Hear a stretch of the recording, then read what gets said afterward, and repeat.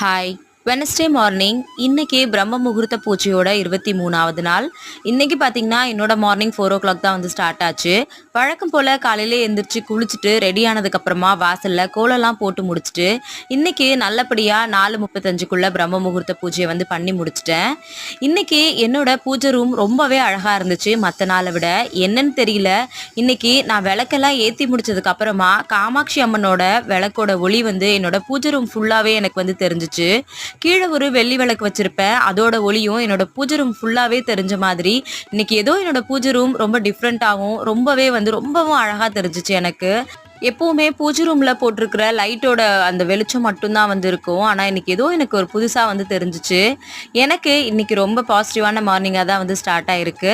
இன்னைக்கு நீங்க யாரெல்லாம் பிரம்ம முகூர்த்த பூஜை பண்ணீங்க அப்படின்றத மறக்காம வந்து சொல்லுங்க.